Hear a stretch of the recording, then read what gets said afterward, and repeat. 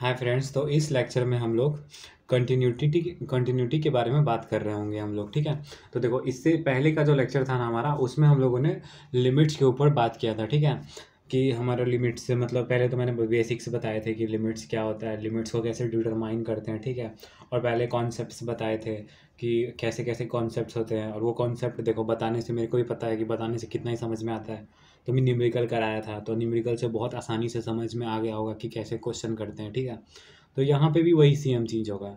कोशिश करना कि थ्योरी से चीज़ें समझ में आए, जो अभी मैं थ्योरी बताऊंगा उससे ना समझ में आए तो क्वेश्चन जब मैं कराता हूँ तो उसका पीछे लास्ट आपने लेक्चर देखा है। ठीक है, उसका एग्जांपल है कि जब आपने क्वेश्चन करा है तो आपको सारी चीज़ें समझ में आ गई है जो भी मैंने लिख रखा है। ठीक है, तो पहले ही बता रहा हूँ, अगर थ्योरी में कुछ लिखा हुआ समझ में ना आए तो परेशान ना होना, क्योंकि क्वेश्चन कराने के बाद समझ में ना आए फिर बोलना। ठीक है, तो इसलिए क्वेश्चन तक का वेट करो, और जो भी बोल रहा हूँ वो बस सुनो अच्छे से। ठीक है, अब देखो कंटिन्यूटी का डेफिनेशन। ठीक है, डेफिनेशन नॉर्मल एक वो जो होता है ना, क्या बोलते हैं उसको, कि हाँ कोई टॉपिक पढ़ा रहे हो तो एक डेफिनेशन देना पड़ता है। ठीक है, तो वो वाली चीज़ है, वरना मैं तो डायरेक्ट समझाने से स्टार्ट कर सकता था। ठीक है, तो देखो कंटिन्यूटी क्या होता है। If a function F Z is complex variable function then it is said to be continuous at point.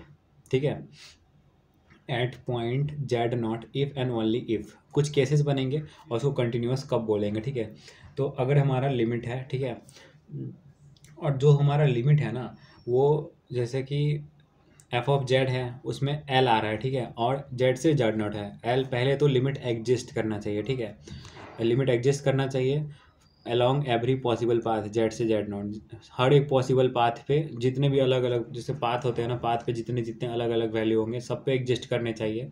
और दूसरा कि independent of path along which Z से जेड नॉट, हर पाथ के लिए पाथ पे डिपेंड नहीं पड़ेगा, चाहे कैसा भी पाथ हो, सीधा हो टेढ़ा हो मेरा हो, बस हमको जेड से जेड नॉट तक जा रहे हैं ना,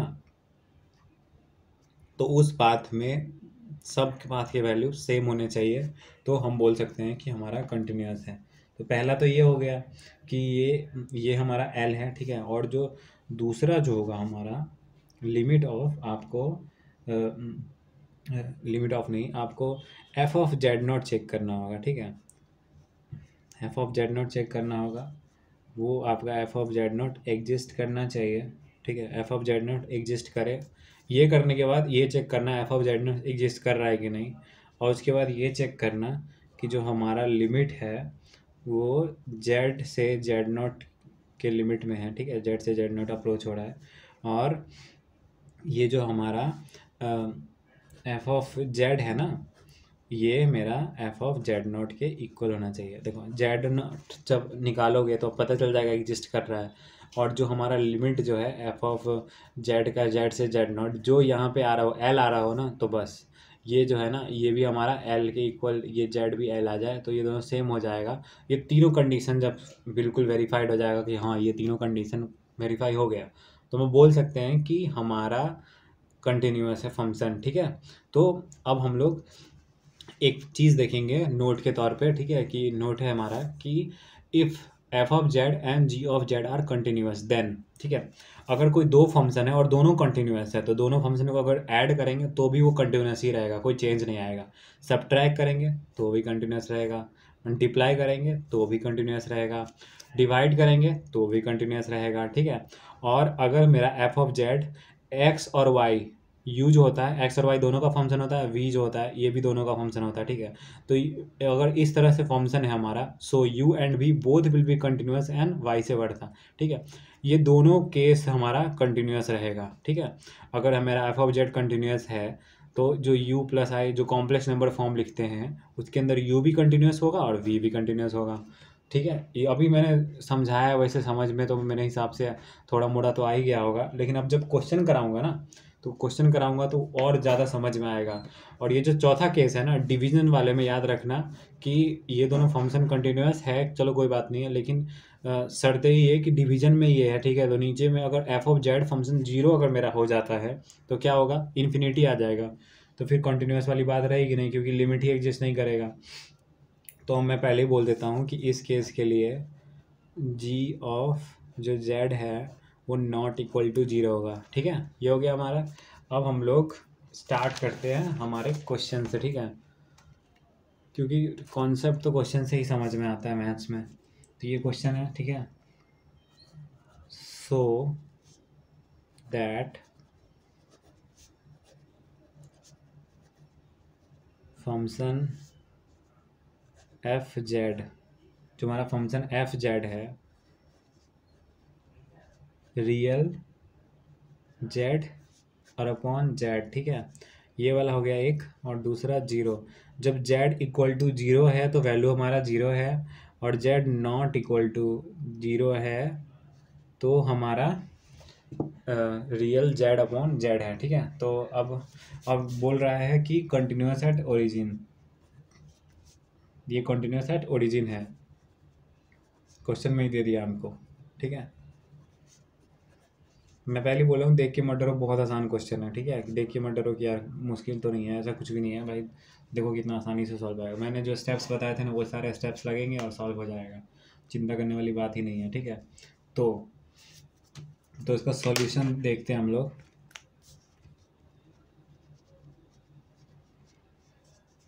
अकॉर्डिंग टू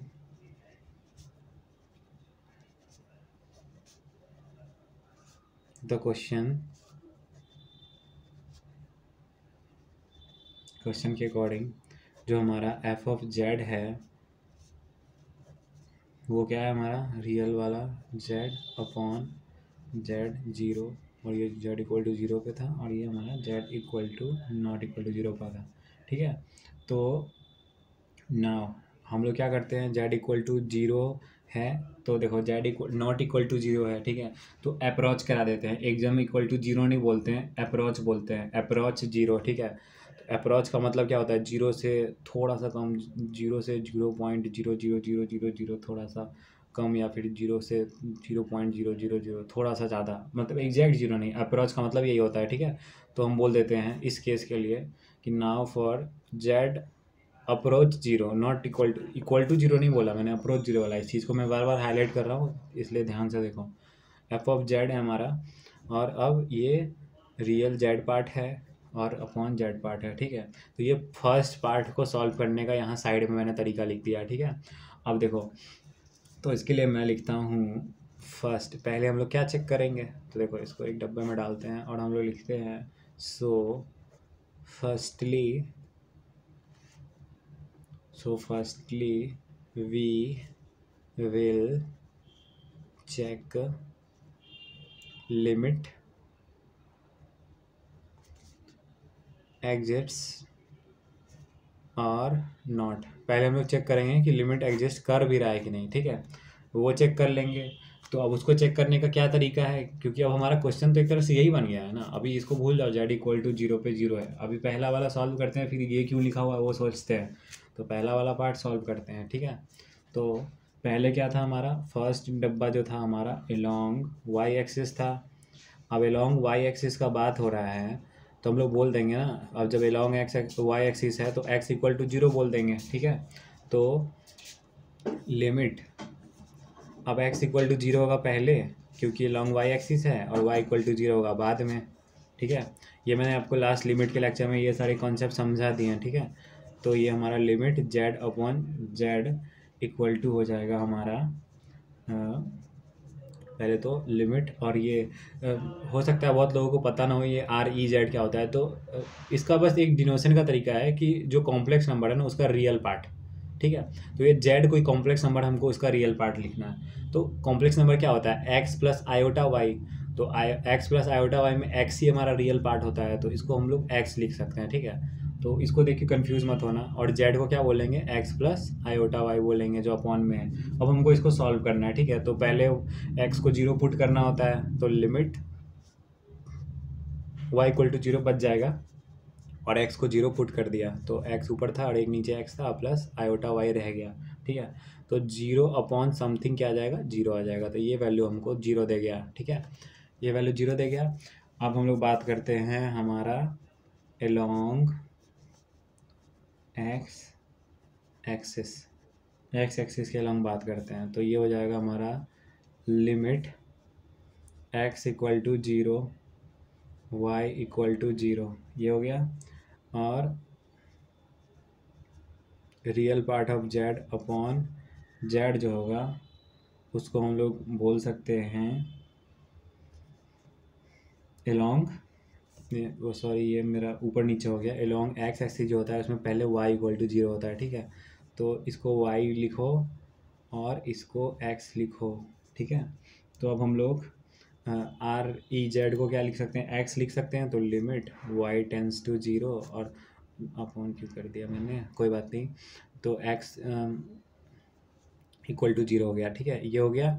अब एक्स अपॉन सिमिलर चीज़ें कर रहे हैं, मतलब ऊपर में पहले एक्स को जीरो पुट किया था, अब वाई को जीरो पुट कर रहे हैं, कोई चेंज नहीं है, ठीक है। तो एक्स प्लस आयोटा वाई हो गया मेरा, ठीक है। अब इसमें पहले वाई को जीरो पुट करना है तो पुट कर देते हैं, ठीक है। तो limit X equal to zero, X upon X और वाई इंटू आयोटा क्या हो जाएगा, जीरो हो जाएगा, क्योंकि वाई जीरो है पहले, ठीक है। तो ये प्लस जीरो, और ये क्या हो रहा है, ये हमारा एक्स से एक्स कट हो जाएगा, तो यहाँ वैल्यू क्या आ जाएगा हमारा, यहाँ वैल्यू हमारा आ जाएगा वन, ठीक है। ये वन वैल्यू आ गया। तो अब हम लोग एक लाइन लिखूंगा मैं, अब समझ जाना कि अब दोनों का वैल्यू डिफरेंट आया तो क्या हुआ। तो हम लोग नीचे लिख देंगे since the given function f z is not unique, ठीक है, यूनिक नहीं है, अलग अलग आ गया, along every possible path for z tends to zero, ठीक है। So limit does not exist, ठीक है, ये बोल दिया। अब जब लिमिट एग्जिस्ट नहीं करता है तो क्या बोलेंगे, जब लिमिट एग्जिस्ट नहीं करता है तो फिर वही चीज़, एक पहला तो यही रूल था ना कि भाई लिमिट एग्जिस्ट तो करे कॉन्टिन्यूस होने के लिए। तो सो the given function is not continuous, ठीक है, वहाँ गिवन फंक्शन कंटिन्यूअस नहीं है, ठीक है। अब क्या करते हैं, अब हम एक लास्ट क्वेश्चन ले लेते हैं, ठीक है, दो क्वेश्चन तो प्रैक्टिस कराना बनता है, ठीक है, कोई नया टॉपिक है तो हमारा अगला क्वेश्चन है, देखो ये सारे क्वेश्चन ना PYQ से ही लिए हुए हैं, ठीक है। तो ये मतलब ये सारे क्वेश्चन इसलिए इंपॉर्टेंट हो जाते हैं, मैं अपने लेक्चर्स में ज़्यादातर PYQ के भी क्वेश्चन उठाता हूँ जो एग्ज़ाम में आ रखे हैं, ताकि जितना से जितना ज़्यादा हो सके आप लोग उस चीज़ का फ़ायदा उठा सको, ठीक है। तो so that Z into Z mod is continuous at origin, ठीक है, हमको दिखाना है कि ये कंटिन्यूअस है ओरिजिन पे, ठीक है। अब इसके लिए क्या करेंगे, तो स्टेप बाय स्टेप सॉल्व करते हैं, ठीक है। तो नाउ अकॉर्डिंग टू क्वेश्चन, ठीक है, क्वेश्चन के अकॉर्डिंग हमारा लेट एफ ऑफ जेड, ठीक है, मान लेते हैं कि कोई एफ ऑफ जेड फंक्शन है इक्वल टू है हमारा जेड इंटू मॉड जेड, ठीक है। अब एफ ऑफ जेड क्या होता है, जेड हमारा होता है एक्स प्लस आयोटा वाई होता है, और हमारा ये बार ऑफ जेड होता है कंजुगेट ऑफ जेड। तो कंजुगेट क्या हो जाएगा इसका, आयोटा के आगे जो साइन होता है प्लस उसको चेंज करना होता है, तो आयोटा के आगे प्लस है तो उसको माइनस कर देंगे, तो एक्स माइनस आयोटा वाई हो गया। अब ये हो गया मेरा ए प्लस बी इंटू ए माइनस बी, तो हम क्या लिख देंगे, ए स्क्वायर माइनस बी स्क्वायर, लिख दिया। ये हमारा ए इंटू ए स्क्वायर माइनस बी स्क्वायर का फार्मूला है, जो कि ए प्लस बी इंटू ए माइनस बी होता है, हो गया। और ये एक्स स्क्वायर तो एक्स स्क्वायर हो जाएगा, और यहाँ पे क्या आ जाएगा माइनस आयोटा का स्क्वायर क्या हो जाएगा, आयोटा का स्क्वायर -1 हो जाएगा, और इंटू वाई स्क्वायर ये हो जाएगा। अब इसको हम बोल सकते हैं कि हमारा एफ ऑफ जेड जो है वो है X square plus Y square, ठीक है। तो देखो अब पॉलिनोमियल फंक्शन है ये एक्स स्क्वायर और वाई स्क्वायर, ठीक है। ये एक तरह का पॉलिनोमियल फंक्शन हुआ क्योंकि एक्स और वाई दोनों में स्क्वायर, आप लोग देख के समझ गए पॉलिनोमियल फंक्शन है। तो पॉलिनोमियल फंक्शन जो होता है ना वो कंटिन्यूस होता है। All polynomial function are continuous at any point, ठीक है। पॉलिनोमियल फंक्शन का मतलब ही कंटिन्यूस होता है, ठीक है।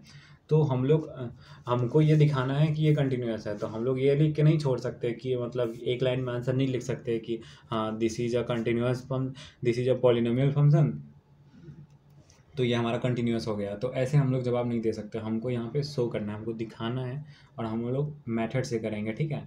मैंने बस एक आइडिया दे दिया कि कोई पॉलिनोमियल फंक्शन होता है तो वो कंटिन्यूस होता है, तो आपको यहाँ से पता चल चुका है कि ये कंटिन्यूस है, तो हमको बस सॉल्व ही करना है। तो क्या पहले क्या चेक करते हैं, नाउ फर्स्टली वी चेक, हम लोग क्या चेक करेंगे पहले, लिमिट एग्जिस्ट और नॉट, ठीक है। तो हम लोग फर्स्टली चेक करेंगे एल टी हमारा जेड टू जीरो से है, क्योंकि ओरिजिन बोला है तो जेड टेंस टू जीरो हो जाएगा, और एफ ऑफ जेड एग्जिस्ट और not, F of Z exist कर रहा है या नहीं हमको ये बताना है, ठीक है। तो पहले क्या करते हैं हम लोग, पहले हम लोग अलोंग वाई एक्सिस देखते हैं, तो बस वही चीज़ करेंगे, अलोंग वाई एक्सिस देखेंगे तो क्या हो जाएगा, अलोंग वाई एक्सिस हमारा x इक्वल टू जीरो पहले होता है, ठीक है। तो limit x tends to zero first, और फिर second y tends to zero, ये हो गया। अब इसके बाद देखो ये तो हो गया हमारा, अब लेकिन हम लोग यहाँ पे लिखेंगे हमारा जो फंक्शन था एफ ऑफ जेड, ठीक है। अब इसकी जगह हम लोग लिख देंगे limit x tend to zero और y टेंड टू जीरो, ठीक है। और ये एफ ऑफ जेड क्या है हमारा, x square plus Y square है, और ये इक्वल टू हो जाएगा x क्या आ जाएगा हमारा जीरो, क्योंकि पहले x को जीरो पुट करना है, तो limit zero plus Y square, और मेरा क्या है y टेंस टू जीरो, ठीक है। तो अब y टेंस टू जीरो है तो y की जगह पे जीरो पुट करेंगे फाइनली, तो आंसर मेरा क्या आएगा, जीरो आएगा इसका, ठीक है। इसका जीरो आ गया। अब जीरो आने के बाद चेक करेंगे अलोंग एक्स एक्सिस, ठीक है। अलोंग एक्स एक्सिस चेक किया तो limit y equal to zero और मेरा x इक्वल टू जीरो, ठीक है। वो अलोंग वाई एक्सिस पहले y इक्वल टू जीरो होता है, ठीक है। तो एफ ऑफ जेड जो है हमारा वो है limit y tending to zero and x tending to zero, ठीक है। तो ये हमारा x square plus Y square, ठीक है, equal to limit x square plus zero, ठीक है। ये मेरा x टेंडिंग टू जीरो था, तो ये x जीरो यहाँ सब्सिट्यूट हो जाएगा, तो ये फिर से क्या आ जाएगा मेरा, ये फिर से मेरा जीरो आ जाएगा, ठीक है। ये जीरो आ गया, तो ये दोनों तो मेरा सेम है। अब दो सेम है तो डायरेक्ट नहीं बोल सकते कि ये कंटिन्यूस है, हम एक और चेक कर लेंगे, उसके बाद फिर बोल देंगे कि भाई मेरा ये कंटिन्यूस है, ठीक है। तो हम लोग एक और चेक करते हैं,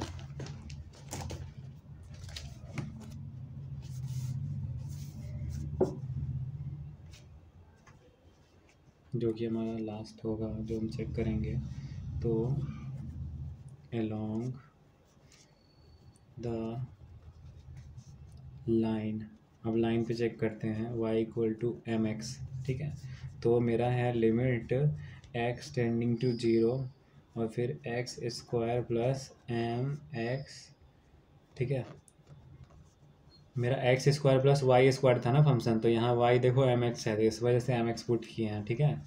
तो एम एक्स का होल स्क्वायर हो गया ये। अब limit x tending to zero x square plus m square x square, ठीक है, ये हो गया।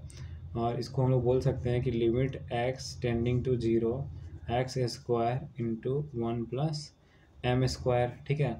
अब सोचो कि अब क्या देखो, अब x को हम जीरो डालते हैं, ठीक है, तो ये पूरा टर्म जीरो हो जाएगा। m चाहे कोई भी वैल्यू हो, m का वन हो, टू हो, थ्री हो, लेकिन जब जीरो ही मल्टीप्लाई हो रहा है तो उस m का क्या वैल्यू, तो यहाँ पे ये इक्वल टू जीरो हो जाएगा, ठीक है। ये जीरो हो गया इक्वल टू, तो हम लोग क्या बोलेंगे, अब हम लोग डायरेक्टली बोल देते हैं कि मेरा जो गिवन फंक्शन है वो हम बोल देते हैं कि मेरा जीरो है, ठीक है। तो सारा फंक्शन जीरो आ गया ना, वन टू थ्री तीनों। तो हम लोग एक लाइन लिखते हैं, सो द वैल्यू सॉरी, ये जो आपको थोड़ा कम लाइट में दिख रहा होगा, ठीक है, हम यहाँ लाइन कट गई है, ठीक है, तो कोई इशू वाली बात नहीं, क्लियर तो आपको दिख ही रहा होगा, ठीक है। हल्की लाइट कम हो गई होगी तो उस वजह से आप लोग वो मत होना डिस्ट्रैक्ट, ठीक है। आप लोग बस ध्यान से देखो। तो the value of limit F of Z, ठीक है, जेड टेंस टू जीरो, ये हो गया, is unique along all possible paths, ठीक है। सो लिमिट एल, इधर लिखता हूँ मैं, limit l t z tending to zero, ठीक है, limit l t z tending to zero, जो कि है जेड एग्जिस्ट, ठीक है। तो पहला जो था क्राइटेरिया कि वो कंटिन्यूस है कि नहीं, उसका क्राइटेरिया पूरा हो गया, ठीक है। अब जो मतलब हमारा एग्जिस्ट करता है कि नहीं, वो जो पहला क्राइटेरिया था कंटिन्यूस वाले का चेक करने का कि लिमिट एग्जिस्ट करता है कि नहीं, चेक कर लिया, हमारा लिमिट एग्जिस्ट तो करता है। और दूसरा क्राइटेरिया क्या था, मैं एक बार दिखाना चाहूँगा आपको, क्योंकि मैंने देखो नोट्स में पहले स्टार्टिंग में आपको सब कुछ समझा दिया था कि हाँ ये सारे पॉइंट्स होंगे जो आने वाले हैं आगे, ठीक है। तो देखो पहला जो है एग्जिस्ट वाला पार्ट तो कर लिया, दूसरा पार्ट है हमारा एफ जेड नॉट एग्जिस्ट, ठीक है। तो दूसरा जो पार्ट है ये हमको देखना है, ठीक है, कि जेड नॉट एग्जिस्ट करता है कि नहीं, मतलब F of zero, Z not क्या जीरो है ना, तो एफ ऑफ जीरो चेक करेंगे एग्जिस्ट करता है कि नहीं। और एफ ऑफ जो जीरो आएगा वो मेरा एफ ऑफ जो जीरो का वैल्यू आएगा वो मेरा लिमिट जेड से Z not of F of equal आना चाहिए, मतलब जो एल है एल के इक्वल आना चाहिए एफ ऑफ जेड जीरो, ठीक है। तो मेरा फाइनली बोल सकते हैं कि हमारा ये फंक्शन कंटिन्यूअस है, ठीक है। तो ये हो गया। अब so f of zero equal to zero into zero bar, ठीक है। तो एफ ऑफ जीरो है तो जेड को क्या कर दिया, जीरो सब्सिट्यूट कर दिया, ठीक है। ये किसके लिए है, नाउ एट जीरो, ठीक है, क्योंकि मेरा जेड नॉट क्या है, जीरो है, तो मैं उस पार्ट के लिए चेक कर रहा हूँ, ठीक है। तो ये क्या आ गया हमारा, तो हम बोल सकते हैं कि जीरो इंटू समथिंग जीरो होगा, तो so f of zero equal to zero into z bar, तो वो जीरो आ गया। तो सो हियर, ठीक है, तो लिमिट जेड से जेड नॉट है, ठीक है, और जेड से जेड नॉट जो कि जीरो है हमारा, एफ ऑफ जेड है, वो इक्वल होना चाहिए एफ ऑफ जीरो के। तो क्या ये इक्वल है, तो देखो लिमिट जेड से Z not F of Z जो है मेरा जीरो ही आया था, ठीक है, और ये जो एफ ऑफ जीरो है वो भी जीरो आया था, वो भी इक्वल हो गया, मतलब सारे क्राइटेरिया हम लोग पास कर लिए। तो हम लोग बोल सकते हैं कि so the given function f of z equal to z into z bar, ठीक है, इज कंटिन्यूअस एट ऑरिजिन, और बोल दिया हम लोग प्रूव्ड, ठीक है। तो देखो मैंने दो न्यूमेरिकल बता दिया आपका, ठीक है, क्योंकि ऑलरेडी ये चैप्टर काफ़ी लेंदी है और मैं और ज़्यादा न्यूमेरिकल करके और ज़्यादा आप लोगों का टाइम वेस्ट नहीं करना चाहता हूँ, ठीक है। मैंने इसलिए अच्छे से सारे स्टेप्स सारे बेसिक अच्छे से समझाए हैं कि इन दोनों के अलावा अगर अलग तरीके का न्यूमेरिकल कोई आ जाए तो उसको भी आप सॉल्व कर लो, ठीक है। लेकिन उसको तो सॉल्व कर लोगे, ठीक है, लेकिन मैं अभी जो है ना जाने से पहले क्या करता हूँ, आपको कुछ क्वेश्चंस बता देता हूँ, सबसे अच्छा रहेगा आपको कुछ क्वेश्चंस बता देता हूँ, उस क्वेश्चंस को एक बार अलग अलग क्वेश्चन को प्रैक्टिस कर लेना, सेम मेथड से प्रैक्टिस कर लेना, ठीक है। तो फिर कोई दिक्कत वाली बात नहीं रहेगी आपको। तो देखो अगला क्वेश्चन जो है तो मैं होमवर्क में दे देता हूँ आपको कि हाँ आप लोग खुद से एक बार प्रैक्टिस करके कर लो। तो अगला जो क्वेश्चन है उसको मैं लिख रहा हूँ। तो क्वेश्चन है मेरा कंटिन्यूटी चेक करना है, ठीक है। तो check the continuity of function. तो ये है मेरा f of z x into y upon x square plus Y square, ठीक है। और ये जीरो है तो ये जेड इक्वल टू जीरो और ये z not equal to zero, ठीक है। तो at z equal to zero, ठीक है। अब ये जो क्वेश्चन है इसको सॉल्व करना है, ठीक है। तो मैं कोई स्टेप बता देता हूँ कि कंटिन्यूटी चेक करने के लिए पहले क्या चेक करते हैं। पहले हम लोग चेक करते हैं कि मेरा लिमिट एग्जिस्ट करता है कि नहीं। और लिमिट एग्जिस्ट करने का क्या तरीका है, एलोंग वाई एक्सिस जाओ और फिर एलोंग एक्स एक्सिस जाओ, ठीक है। एलोंग वाई एक्सिस जाओ, एलोंग एक्स एक्सिस जाओ, ठीक है। उसके बाद along y equal to m x जाओ। तो देखो मैं बताता हूँ क्या होगा। आप जब सॉल्व करोगे तो फंडा ये हो जाएगा कि आपका जो होगा, आपको मैं सॉल्व ही कर देता हूँ क्योंकि ये क्वेश्चन थोड़ा नया है। देखो y into x upon x square, और इसका सॉल्यूशन मेरे को लगता है मैं काफ़ी जल्दी आपको सॉल्व करके दिखा सकता हूँ, ठीक है। तो देखो कंटिन्यूटी चेक करते हैं, ठीक है। इसमें मैं थोड़ा कम लिखूँगा, आप लोग अपनी तरफ से लिखना एग्जाम में सारे स्टेप्स। तो एलोंग वाई एक्स समरी थोड़ा दे दे रहा हूँ मैं, पूरा सॉल्यूशन तो ऑब्वियसली नहीं बता रहा हूँ अच्छे से। तो एलोंग वाई एक्सिस क्या होगा, पहले एक्स इक्वल टू जीरो करो। हम बस चेक कर रहे हैं मेरा लिमिट एग्जिस्ट करता है कि नहीं, ठीक है। और हम लोग किस पे चेक कर रहे हैं, z not equal to zero पे क्या होता है, जेड टेंस टू जीरो होता है, ठीक है। इसको मैं यहाँ पे इसको एरो करके और जेड टेन टू जीरो कर देता हूँ, ठीक है। तो z not equal to zero मेरा मतलब होता है जेड टेंस टू जीरो। उसमें तो ले ही सकते हैं क्योंकि उसमें तो z not equal to zero है, तो वो वाला केस लेके करते हैं सॉल्व। जो अभी जस्ट जिस क्वेश्चन में जो फार्मूला लगाए थे, जो तरीका लगाए थे, ठीक है। तो limit x tending to zero, y tending to zero, ठीक है। तो एफ ऑफ जेड जो होगा वो क्या हो जाएगा हमारा, limit x tending to zero, y tending to zero, ठीक है। ये हो गया। अब क्वेश्चन लिख दो, x y upon x square plus Y square, ये हो गया।